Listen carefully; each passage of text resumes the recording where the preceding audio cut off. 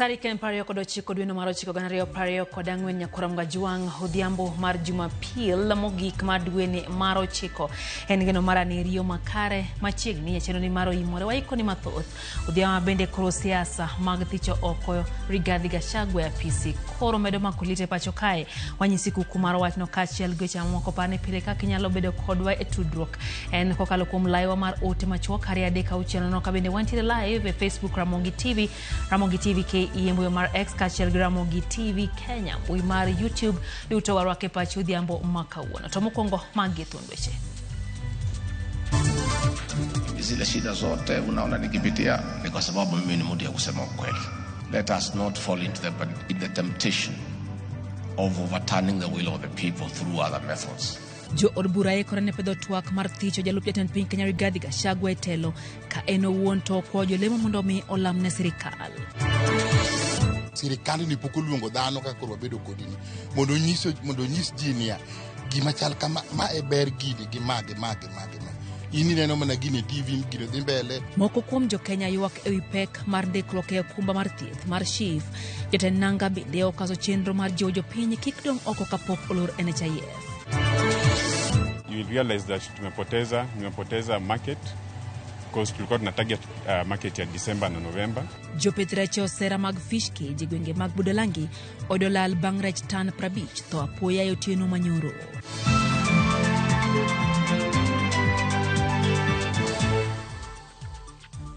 Jaloko marwa en Wilson Ochuka machiegni nyakoramga juang nyinga Lydia Okeyo. Wachak gi wach mane jalup jatend piny Kenya Rigathi Gachagua okwa oganda mondo mi olam ne piny Kenya ko jotelo mapacho ka nyate kindegi matungni mag siasa medo jimbore piny owacho mar Kenya Kwanza.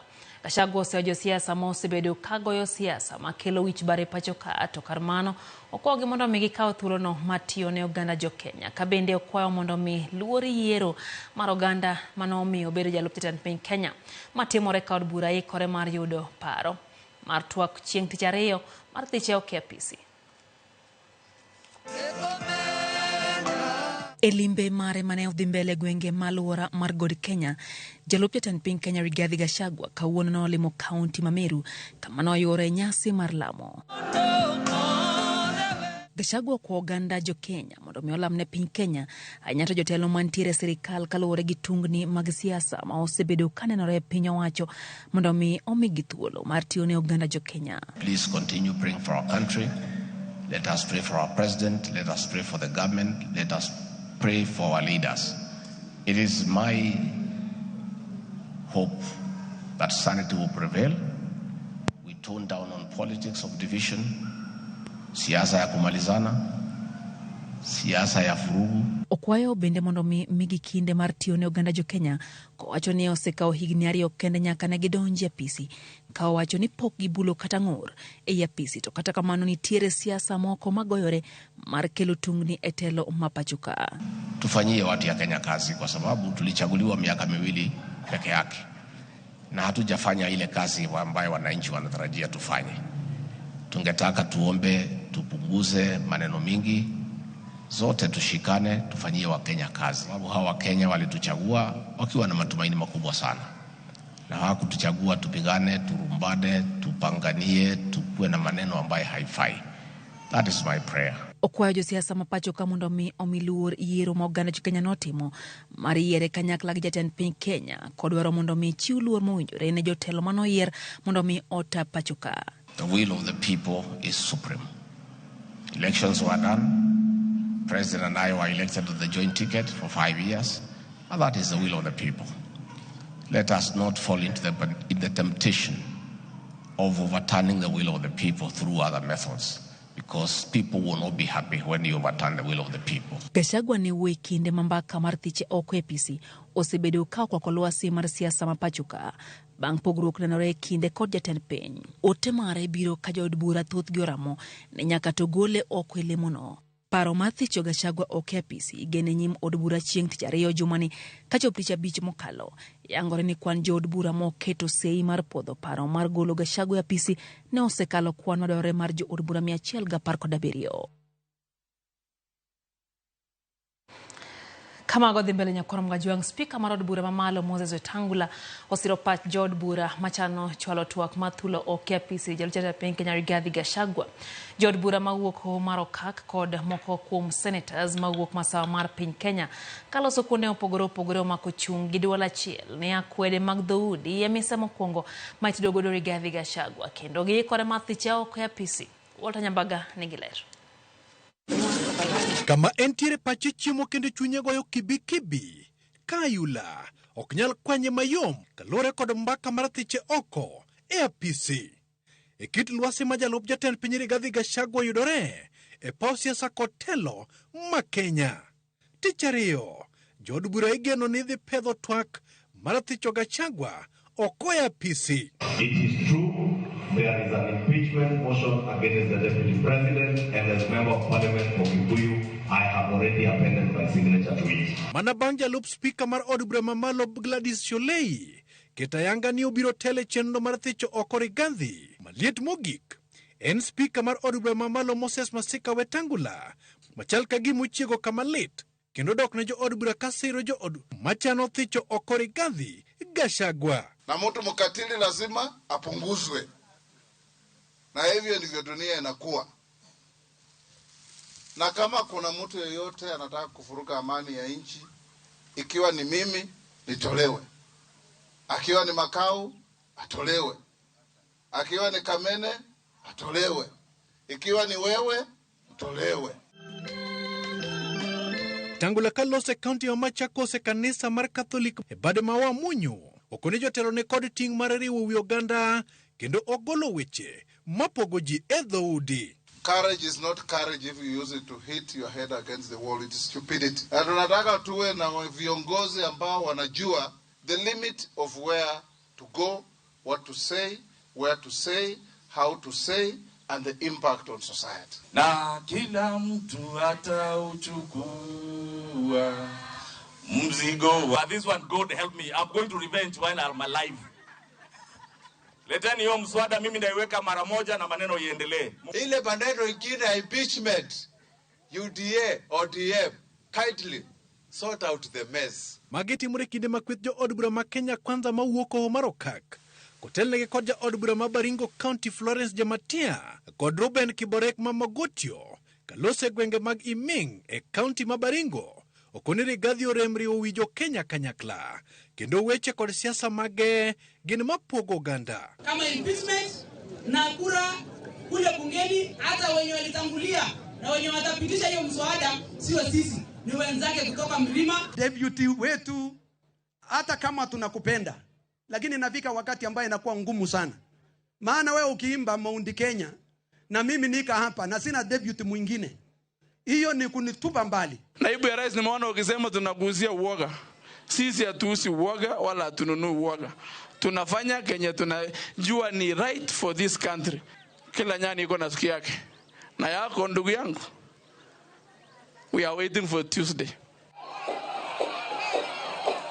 Ikidego, bende senators moinga birio mawuok masamar Kenya kalose gwenge mag Iriani e county Tharaka Nithi oseo Rigathi kuom rem nyiso chia mar telo kata odoko ne gimi thuolo mar telo ne oganda mawuok mond Kenya.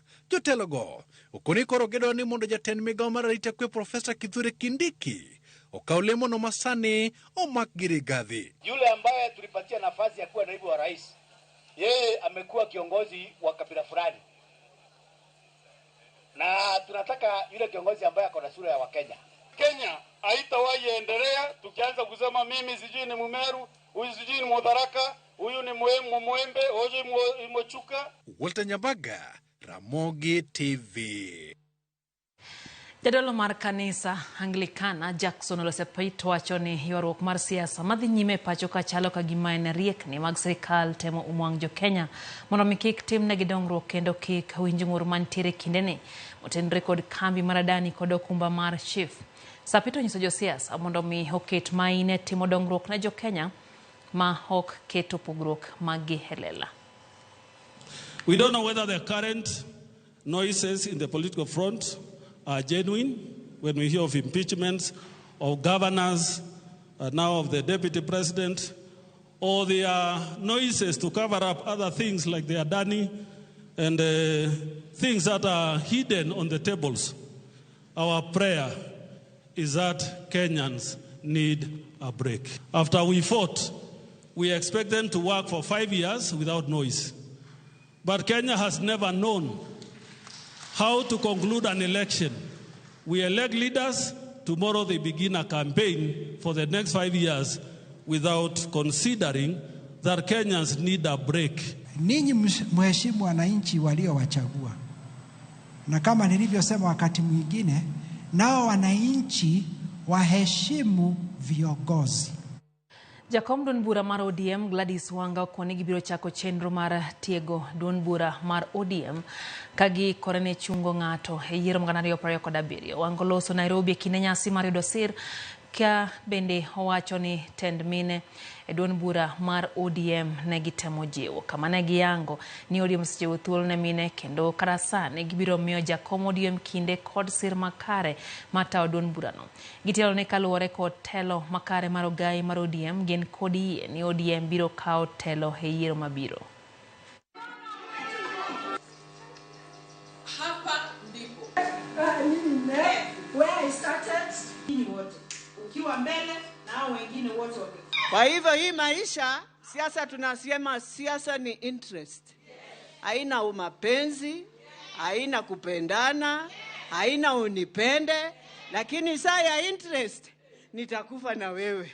Saa ya interest. She's only as strong as she can be by the support that we give her.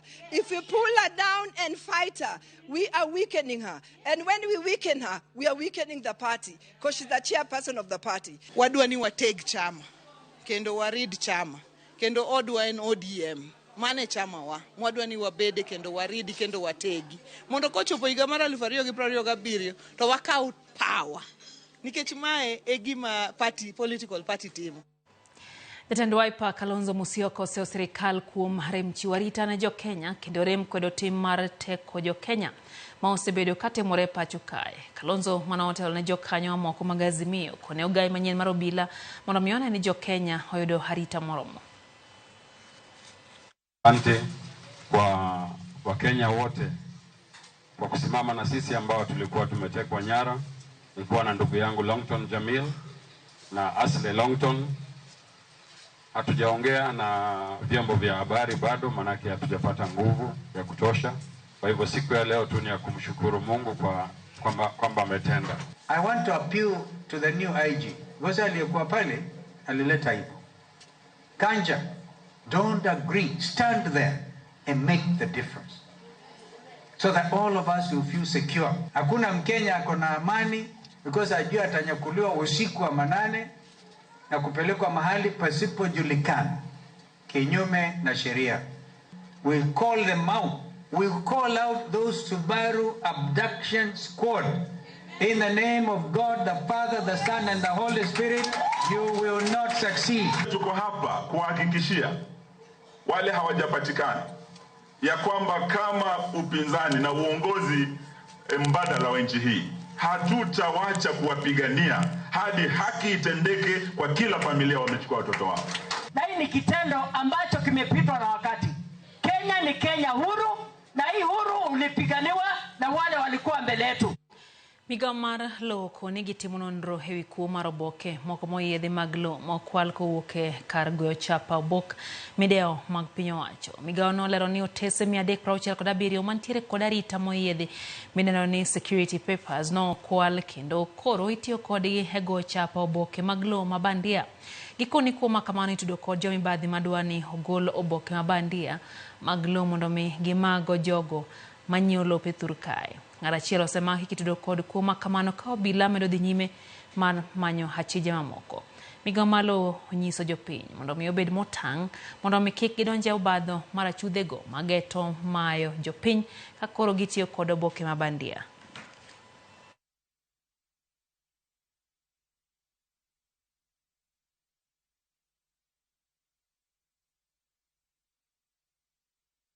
Kende to Jo-Kenya duto dar kawuok e okumba mar thieth mar NHIF nyaka mano manyien mar SHIF. Penjo pothoth malo duoko Nyakorom Gajwang. Kaka manja fom marwach Cleophas Oluoch notwa kod jopiny nyamrerwa kod telo mag loch nanga kotenre kod lokruok ma igeno ni biro timore sekta no. En milome manochak chwal dweche mokalo. Dweche ne olokore jumbe kendo koro dong' mana odiochieng' achiel kende. En mana ndalo achiel kende to koro iloro ayanga okumba mar thieth mar NHIF kendo rwako mano manyien mar SHIF. Pod en wich bar ne sirkal, jokanyo e sekta mar thieth kod jo Kenya kanyakla. John Ogeda, maen jadak ma Kibra, ywak ni ote mar donjo e SHIF pok odonjone makare. Sirikand ni pok oluongo dhano ka koro wabedo kodini mondo nyis ji niya gima chal kama ma e ber gini gi mage. Ini neno mana gini TV gino dhi mbele, neno mana gini gaset to gimiluongo ni dhano mondo dhano bed piny mondo nyis dhano gimomiyo gini ber pok obedo. Koro kanyal dhi adhiya ni ji dhi adhiya kamano akia gima ji dhine. Kata obedo ni sirkal medo dhiro ndikruok mar oganda e chenro no, pek pod nitiere kuom oganda. Machielo mabiro ni to pok ang'e kaka odhi nikech koro bi ung'adowa kaka wan joma ni chudo koro akia kama udhi ketowa. Pok andikora nikech niche ka nene koro kang'e ni indikruok nango kata process mane mikale. Sirkal nyocho chiwo ting' ne ruodhi, jotend loch gwenge kod nyamrerwa mondo okony jopiny e neno ni nyingegi ok obedo oko mar rejista kapok ochopo odiochieng' ma iyawe SHIF ayanga. Setemo kwatiyo kod community health promoters kod village elders kachiel kod nyumba kumis mondo watum mobilization. Nyaka nochakre wasiko wadhi do to do wanyiso gima timore lakini pok understand majority lakini mtie moko maelewa.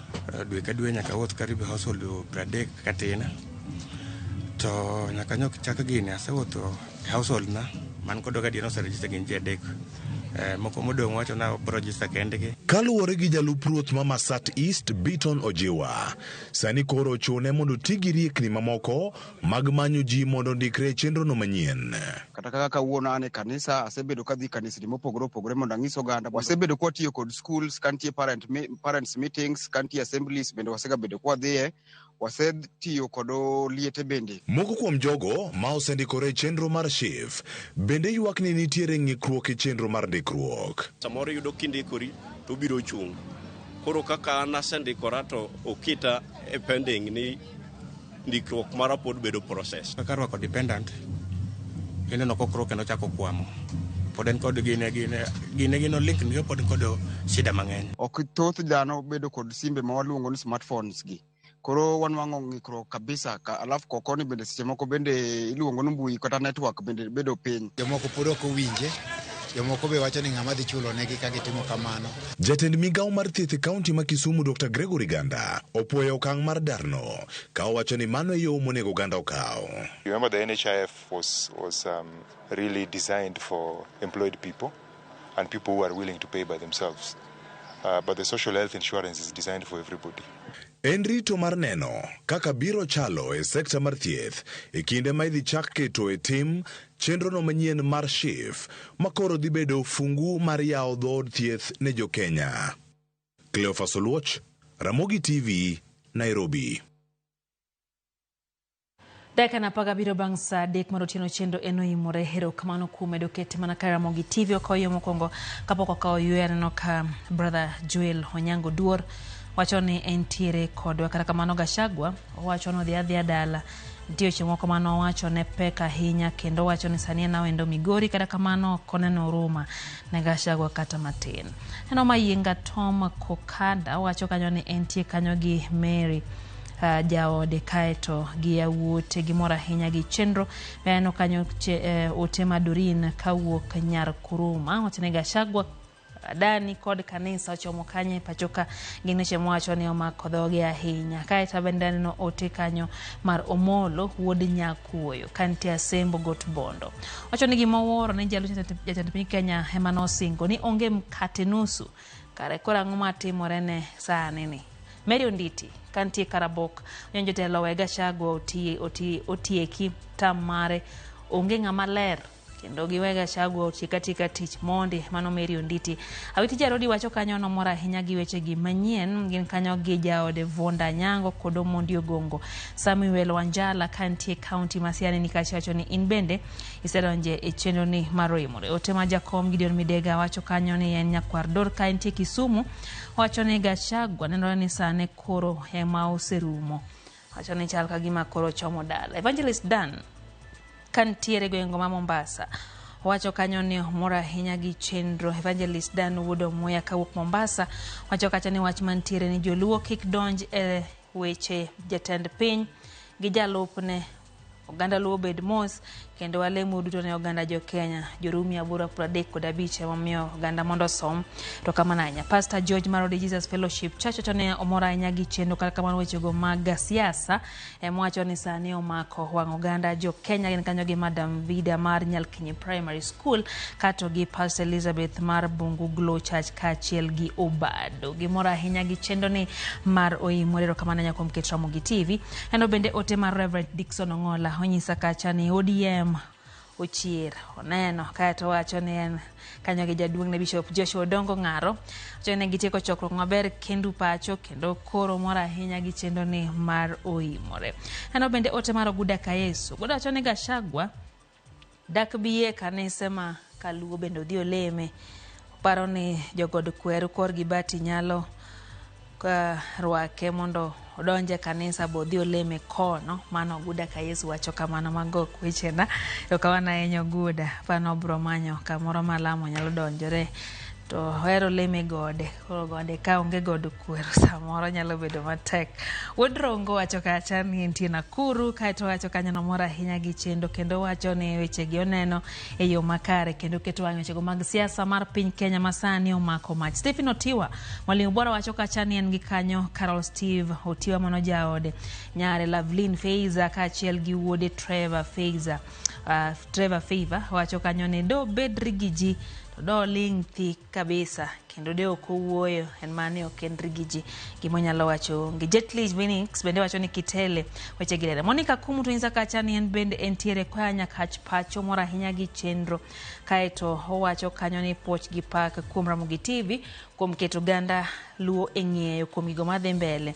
Owacho kacha ni openjo ni debed ni nyiero mar gi ji chien kacha emano kuongo kosomo gik nikech oparo maber kano wacho kendo nothiano ni ok ne odwar handshake kata mana matin kendo nodino rode sani amo koro loko sani wacho ni wach ni gi koro gitiek ywaruok mar gi Ruto kendgi mano pach Monica koro mgajangi na yue matin kata kamano pod oduoka gi weche manyien mago mag oimore. Mandela Oniala nyisa kachacha ne Kibiri Ward bende giketi Ramogi TV gin gi min gi Christine Oniala Ramogi TV le rahinya kata kamano wacho ni Kenya chal no mer.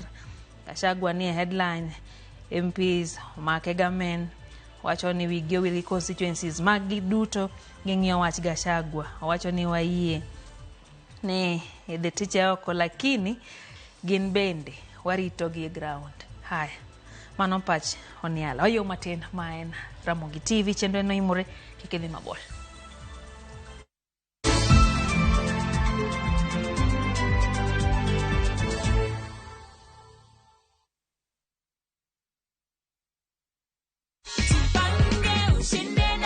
So far, umefikiria kenye utafanya ido? I'll clear my school fee and then the other part of it, I'll invest on something. Confirm that amount is what I told you you won. Yeah, sure it is. What can you tell people at home? Naweza waambia waendelee kucheza. It's a reality, ni ukweli.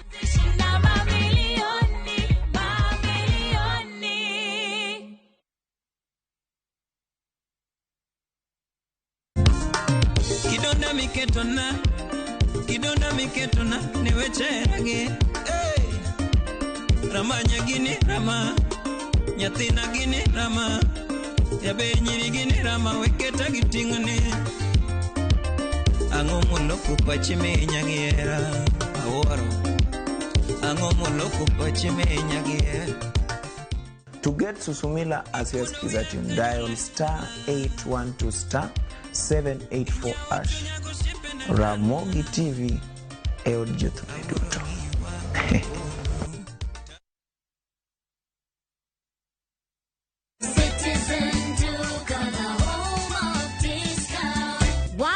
Wow. To all the lovely ladies out there, Citizen Duka, the home of discounts, inakuletea the lovely lady package from Quickmart yenye iko na mahitaji yako yote ya kila siku. Dettol soap 75 grams 2-pack, 550 down to 399. Vaseline Cocoa Glow Lotion, 570 down to 399. Dove Roll-On Original 50 ml, 475 down to 285. Always Maxi Thick Extra Long, 189 down to 169. Packing bag, 40 shillings. Ukinunua hii package yote ukitumia Citizen Duka, utalipa only 1,292, meaning utasave 542 shillings. Piga *487*5# na ulipia saizi kama vitu bado ziko kwa stock. Ukishalipa utapata confirmation message, meaning unaweza enda kwa any Citizen Duka counter ya Quickmart and you get to pick your products. Unangojea nini? So ulipia saizi ndio ufurahie discount yako ka stock bado iko. Citizen Duka, the home of discount.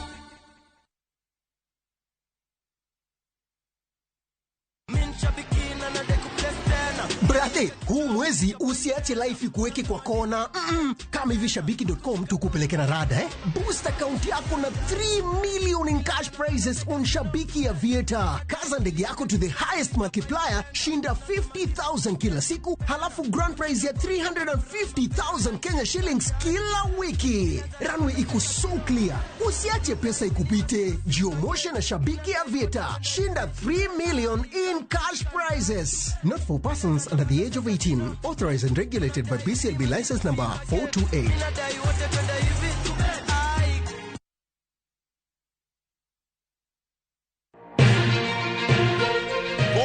Chuny boma ma Nairobi, machiegni gi Naromoro. Kokale gode koda ore kendo mall e gwenge duto ma pachoka. Okinyi kokinyi wayango ni kaka piny oru. Ma en rupe. Kama wami nonro to kod chal mar fwambo. Wa encourage conversation. Wamenyo ni weche mamako ngimani. Job restructuring kana state restructuring ok promise ni kiwitu tich ka tediro tich ka. Kendo in gi duola embaka oromo. Watudre gi reporter marwa ka en Homa Bay, Mombasa, Kisumu, Migori, Kisii. Wabedo gi twak kachiel koda ka jolony weche mopogore opogore. No amiyo parliament a lot of authority. To authority no gitiyo go mana mondo konygi. Tudri gi Joyce Oduor, Sharon Ong'ao kod Cleophas Oluoch e chenro mar Rupiny kod Mbaka Oromo. Wuok tich nyaka tich abich chakre sa 12 okinyi nyaka sa 5 onyango e Ramogi TV.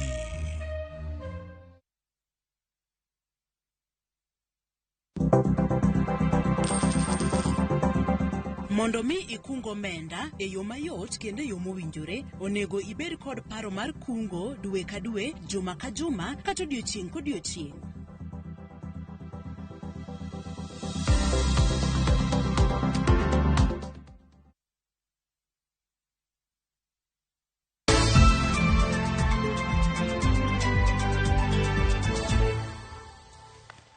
Machiegni kendo nyakwaro Gajwang' chenro en hoimore wadhi mbele gi weche manyien. Jatend migawo mar omenda John Mbadi wacho ni piny owacho dhi neno ni apeyni duto magedo gi ochung' e piny Kenya ma oting'o mag gwenge mantie Nyanza otieki duto kolose gwenge mag Nyatike kama noromo kod riwruoge joriemb boda wacho ni apeyni duto ma okwamo dwaro omenda maromo siling bilion 166 mondo mi otiek gedo maggi. Wacho ni kaka jatend migawo mar omenda tije eneno ni omenda oyudre mondo mi tiek godo gedo mag apeyni gi. Bende okwayo joriemb nyamburko kod weg nyamburko mondo mi oket arita makare apaya mondo mi giduok piny masiche mag apaya.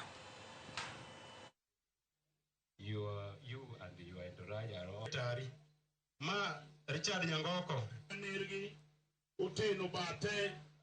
Yes. The biggest challenge we have had is funding of our roads.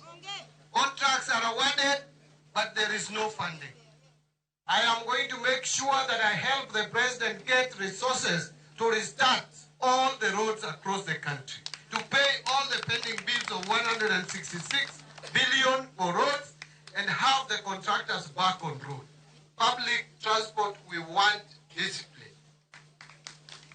There are a raft of recommendations which I will liaise with my colleagues, especially in interior, transport, so that we can see how to bring discipline and order in the public transport the way the late John Mchuki left public transport. Nyocha wasebedo piny mowinjore ni yo ma Luanda nyaka Agolomwo otiekonwa. Nyocha wachako wuoyo mwawacho ni yo ma Agolomwo nyaka Sindo otiekonwa. Wachako wuoyo mwawinjore ni yo ma Nabakodero nyaka Moru okelonwa contractor sama en ofisne.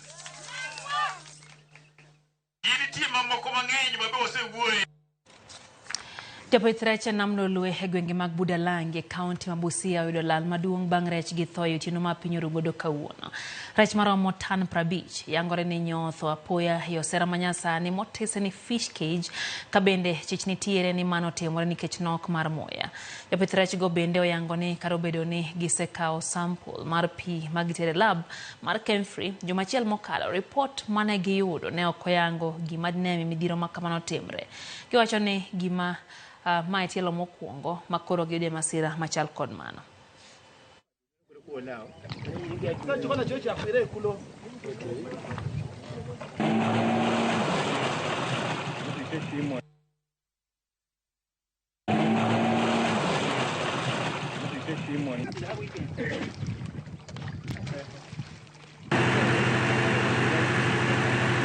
Hii samaki ilifaa kuwa harvested kuanzia next month hadi December. So you will realize that nimepoteza market because tulikuwa tuna target market ya December na November. Na chanzo chenyewe hatuwezi sema. Samaki wameaga dunia. Tunaomba sana county government ya Busia sababu wanaokota hapa pesa watusaidie. Tupata hapa kula hapa ndani, hizi samaki zikitoka tuweze kuuza nje. Hatuwezi keep hapa samaki kwa sababu zote hakuna kula. Tuko na site ya county government ya Busia na tuko na site ya private investors. Samaki walianza kukufa jana usiku saa 3. Na hapo awali tulikuja tukasensi ya kwamba maji yako na mabadiliko, na tukapeleka report katika watu wa Kemfrey, wakaja wakachukua sample, wakaenda wakapima maji. Siku 3 zilizopita nilipata report kutoka kwa watu wa Kemfrey, wakatuambia maji wamepima na yako ni minor. Results ilikuwa ni minor. Sisi tunaweza endelea na shughuli zetu za kawaida. Chendo mar jiwo jopiny hoyo thuolo mar ng'eyo kaka ginyalo tudore gi jogo mantie kod ng'ol mar winjo nochope giko mare kama kuom oganda go e kaunti ma Homa Bay ywago midhiero magikale kagiwacho ni migepe mag piny owacho ok osebedo ka dewogi kaka ogendni mamoko. Reporter mar kaunti ma Homa Bay Ali Abich noloso gi moko kuom jogo mantiere kod pek mar winjo kendo gilero sigandgi e yo machal kod ma.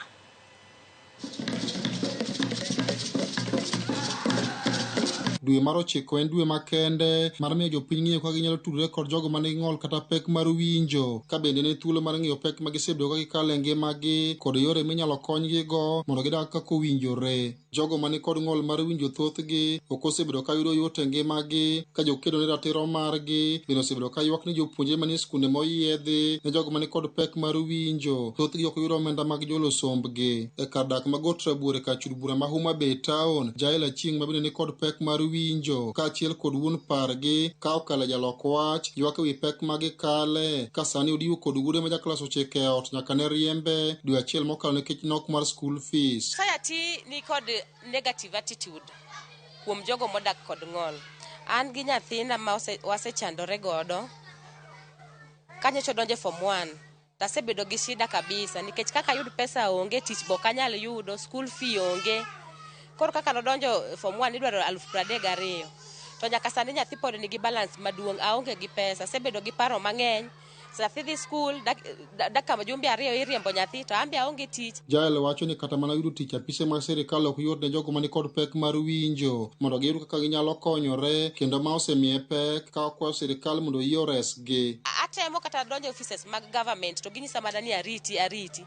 Koro anakwayo akang'eyo kaka dakonyo nyathina ni. Wazazi wangu wako na shida ya kutosikia. Sistangu mkubwa aliacha shule juu hakuna mwenye alikuwa anaweza kumlipia karo ya shule. Nami pia hapa venye niliingia kidato cha kwanza sikupata mwenye anaweza nilipia karo ya shule. Rawera ni mabene ni kod pek mar winjo ne ong'ado mondo donje tij riembo apiko e boma ma Homa Bay bang' yudo lony mare ka tiegruok mar tije lwedo nikech onge ng'ama nyalo mako bade. To bang'e adoga paro ni anyalo timo vocational training. Koro nadhi asomo goranda.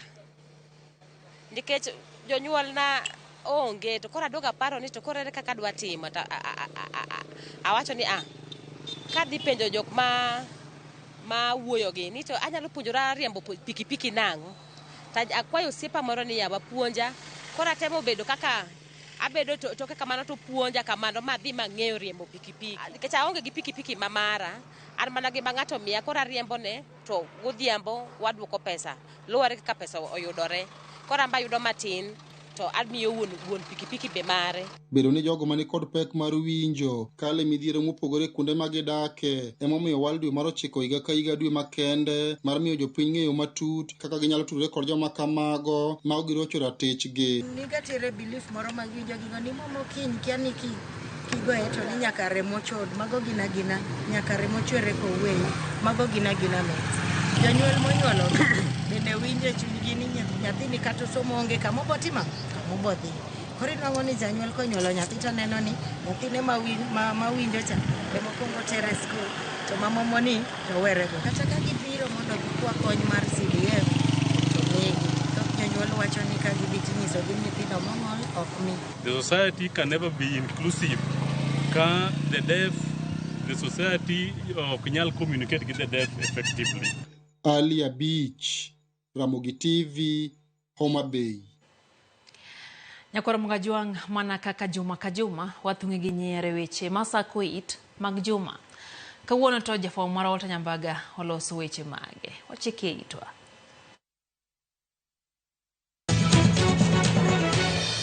Masako it wachako gi Gasagwa. What you are doing tunakuonea 18 wewe mzee. Wewe tunakuonea 18. Gasagwa ineno ng'ato gi 18. Tunakuonea 18 wewe mzee. Wewe tunakuonea 18. Wachri gi jini to unene nade chama kanyo. Should that motion of impeachment sail through, our immediate concern then will be to eject him also as a member of the party. Yawa. Party bende udwa gole. Eject him also as a member of the party. Chiro ni nono, joma uso woga ne Rigiji. Wananiuzia woga. Si wananiuzia woga. To Rigiji gin ng'a gini? Mimi naambia hawa. Gin ng'a gini? Ati wabuge wananiuzia woga ati watanifukuza kwa kazi. Bwana Rigiji to ka othichi oko, to jo chama mag UDA ka bende dwani mondo osewi koyuo. Ang'o ma ditimre? Kama hamutaki Rigathi Gachagua, sasa si UDA takwisha. Papa Francis Atwoli, ikoni ng'ato kowuondo Nyasaye. Kadanganya Mungu, Mwenyezi Mungu nisaidie to run the government. And then you start contradicting the government policies and yet you sit in the cabinet. Atwoli, to koro ibitime nade? Kama mtu mmoja anataka kupeleka watu kwa vifo, au arrested. Chanzi sana. Aya. Gladys Wanga. Ikoni jenzi nyoti mang'o. Jensi nyocho wuok mager. Kendo negi nyalo lawi wanawa jensi. Nyawang'aya. Ing'eyo teko jensi. Kendo negi nyalo lawi wanawa jensi. Nikech jensi ng'i gi pimi. Chanzi sana. Ong'ondo were. Ine ja Kiswahili achiel kende mutegno. Wach Kiswahili Wood Kasipol.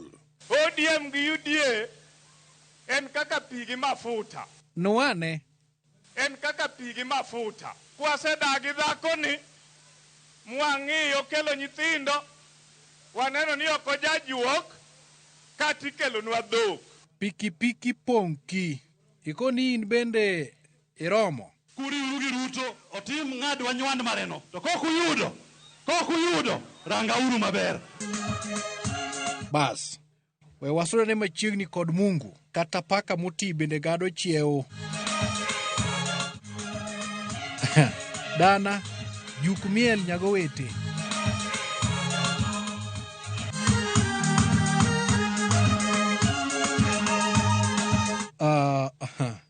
Bas. Jadwen kondakta mar Juma dhi ne nyaduse ni.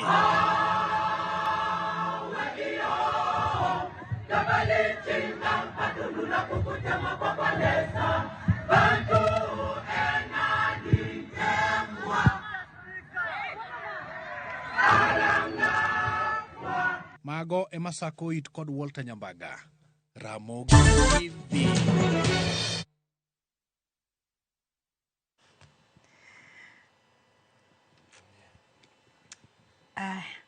Wako hiyo Nyakoronga Juang bang magoma bende Sako It kanya no ka Faith Mzomo wachone sani koponi ntiere ng'amithi jatelo to ogol jatend piny Ruto kaachiel gi jalupne giduto gidhiyo nikech wacho kanyo ni gitene giriwore maloso sirikal omiyo gimiseo ne Gachagua monjo beniseo ne Ruto.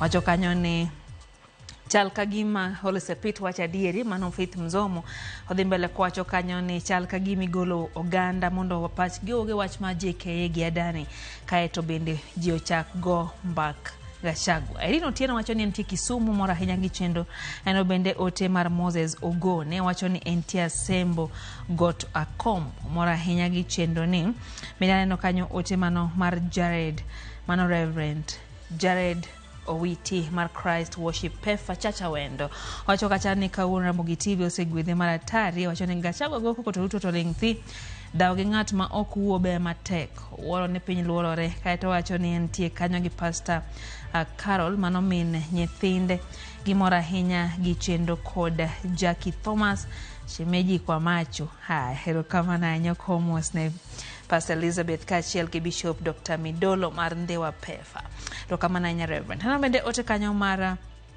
Ochieng Jakadel Isaac wacho kanyo ni mosne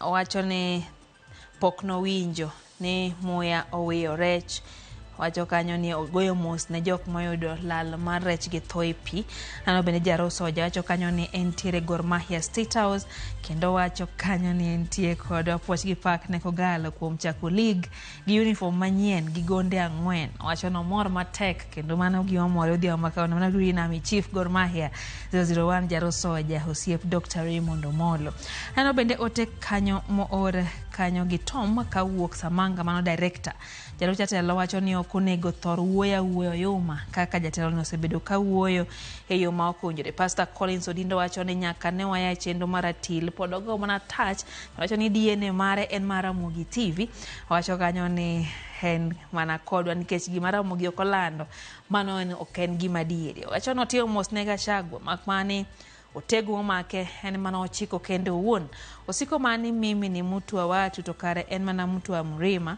wadagi telo maga kwede mag dhoudi wacho ni dak Gachagua wuothie gwenge mamoko lemone en mani dwach Nyasaye mondo mi otimre mano Pastor Collins Odindo. Fredrick Abia Nyong wacho kanyo ni Gachagua utiek gidende uwon ne othiano ne Baba Raila ne rach ne othiano ne Baba Raila marach kabisa sani en dhot mar sirikal wacho kacha ni koro gwere agwea to Gachagua ting msalape mano nik mar Giodhis John Garang Woodamon Daniel Okiki Bala wacho kanyo ni msalaba mar Gachagua pek kata kamano tinga kende uwon maeno kanyo ote mar Villa Viloma kawuok Homa Bay wacho ni Gachagua onengo orang gik ma wuok e dhoge Kenya oken mar ng'at achiel to kata kamano ne onengo bed ni okwa lamo kajolejo e got kweru malo kokado winj lamo mare nikech en mtu wa mlima mano pach Villa. Eno bende Fredrick Abia paro no chako oro ote machielo kendo bang' kwaseso morono eno bende kanyo ote mara Honorable Ajali wacho kacha ni en be mwana gi chendo ni osekete kare Ramogi TV kata kamano mago mag siasa ama kodhogi Tris Nyakwar Nyawade wacho kacha ni Sindo Mwalo weche gi lere Gachagua nogoyo kore koro sani en bende onyalo ywak wora ahinya wacho ni Gaspar Sumba mar Msare umakao moska chegilame koguta kod mino de Lydia gimora ahinya gi cheno Mary Onditi kantie Karabok ane jotelo owe Gachagua tiek tije eno bende Ochieng Baika Makwar kayantie Mandera County wacho no mora ahinya gi cheno Sylvester yule mcute wacho ni en bende alego ndere weche gi leri ahinya Shiro Ooga kantie Elge kaito Anno Farez Hoduk kantie Kamreri Okumba John Omelmo wacho kanyo ni entie Kisumu ndogo Kenya kadwa roma na Lamu manyalo nyale. Alola Junior bende wacho ni dirubi ofana ichoje kilera nyadala Manyakach Vinko Nyango kantiere kod wacho ni Gen Z will be back soon. Jotelo kekwe ni Gen Z onindo gimed mana rido kanda. Oyo matin maino imore kikidhi mabor.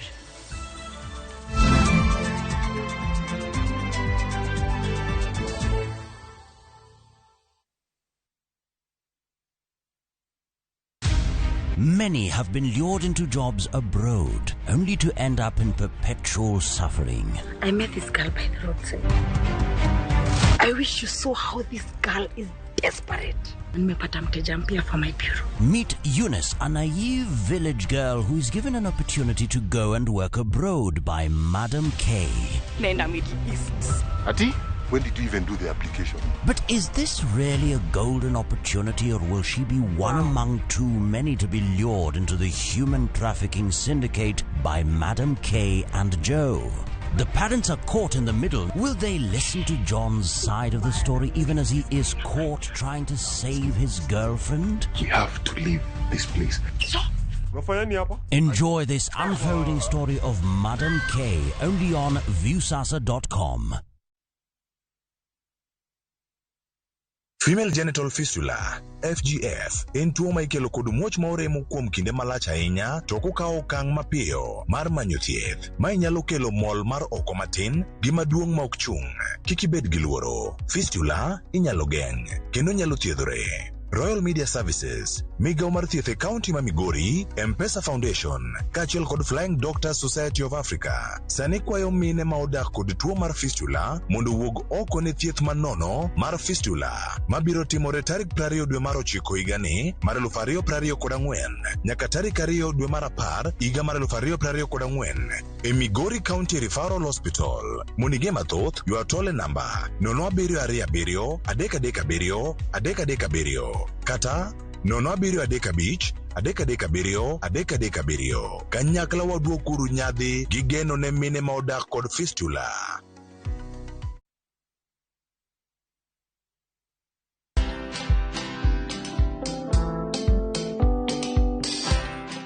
Mabrother, chekini story fulani la penjuzi mtani record manze. Lakini bro, kazi itakuwa tu ni kujaza simu na hizi mavida. Ai, kujinice tu kaka. Mwananchi gani ya narada medalia pesa? Leta tenje ni kushovile tutaomoka. Citizen Digital wako na platform fulani kwa site yao inaitwa Wananchi Reporting. Hapa unaweza tuma story yako kwa website yao ama kwa app yao ya Citizen Digital. Na kama hiyo process ni ngumu, unaweza tuma story kwa email yao, WhatsApp number ama uitumie kama SMS. Alafu gani napataje bro? After story yako imepublishiwa, hapo ndo una receive 1000 kwa simu yako. Bro, au umenichanua. Don't just witness the news, be part of breaking it. Download the Citizen Digital app and share your story with Wananchi Reporting today. Citizen Digital.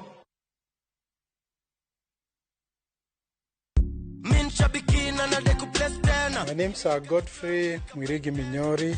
I come from Meru. I'm a fan of the Aviator game. I learned about it on Citizen TV when I saw somebody that had won the game. I got interested in it and started participating. I've won quite a number of times, but this is the bigger of the wins that I have had.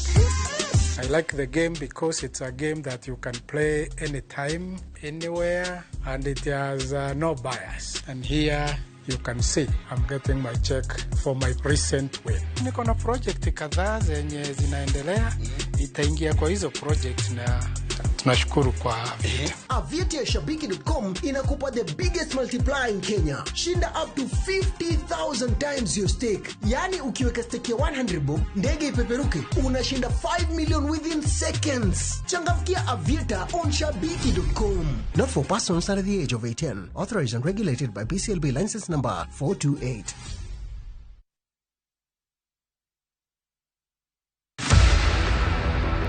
E piny ma winjruok mar joot iketo e tem. Joot moherore ipogo gi ng'at mane ok nyal gen chuth. osego ni singo somo wach kuma Min chiwowi ok we gimoro amora mondo chung e kinde gi gima odwaro. gima dwa mako nyaka mak Ma miyo kwe onge. dwa miya pressure koro iwinjiri kode mondo unege dala naka Kinya mama. idana bedo riam Lek nyakware nimo. onge no mibro usi dala ka tero nyathi ma nyaka skul atagi To winjruok e kind wuode kod chiege kethore. mama Take it easy. Chune mondo ka weche lwete wuon. Be jootgi biro tony koso gibiro pogore nyaka chieng'. Ne oberana e wi Nam Cinema. Chieng' Jumapil saa 2:15 otieno kod saa 4 otieno mana e wi Nam Cinema.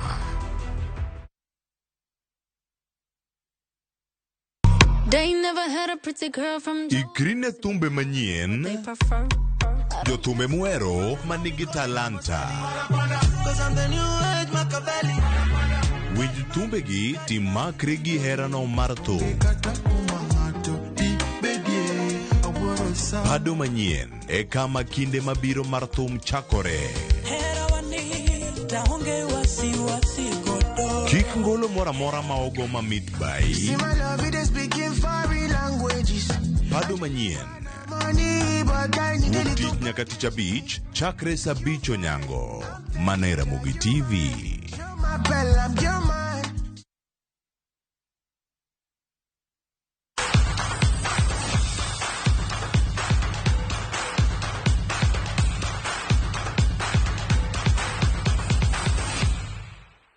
Machiegni kendo nyakwar Mgajuang, jogo mosenyonyore lela mar manyo koyo pogore e yiero mar riwruok matayo tuke mag ball kata mag adhula e pacho ka Football Kenya Federation dhi nyime gi sero ombulu e kor gwenge. Lang Hussein Mohamed kotelnegi gi jakom machon mar Sony Sugar FC Christopher Odero nolimo kaunti ma Siaya kama ne gisinge ni sir magimiyo Hussein bedo jakom mar FKF en dongo adhula mapacho kako chakre kor gwenge. Odero nolao ni rang'iny mar adhula e kor gwenge osedok piny kokalo gino manyo nyaka lig maduong' mapacho kae. Ne giwuoyo e kinde mane giwuore tuke mag kaunti ma Siaya e lap ma Siaya Institute of Technology.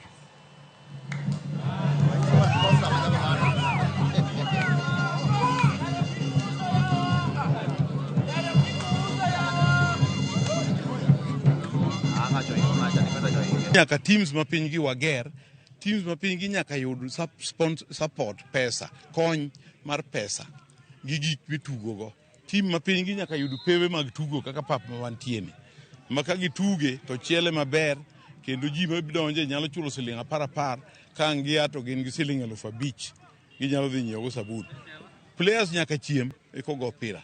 Player nyaka rwak wuoche. Koro piny ka nyaka wakelie gik moko. Kato gik mokelo piny gi biro miyo malo kucho bed motegno. As a community one be nyaka bed serious. An mane mino ka joma chalo kodwa gi wakaone wacho koro ka en tele mwamany. Wadhi ngama nyalo kelo no telo dala nikech next year wan gi chan. Wan gi Afcon ka. Ka wan kaka region ka kwa jipanga. Ingeni kata Siaya ka sani idhi yaw stadium donge. Wageno ni chan samigoe to kele kata mana team moro camp Siaya ka for training only. Don't wan gi hotels ma enough ka. Ka team moro biro ka train for pausiano. Dongo jo Siaya bone these are the national teams. Kuru mane geno maro. Mane umeno ka presidency mar federation is very important to jo wok ne. Jong'wech mawuok e piny mar Ethiopia no bedo gi piem maber bang' Milkesa Mengesha gi Tigist Katema yudo loch e ng'we kinda bang' mag Berlin Marathon okinyi ma kawuono. Mengesha notieko thuolo mokwongo bang' ringo kuom seche 2 dakika 3 gi nyira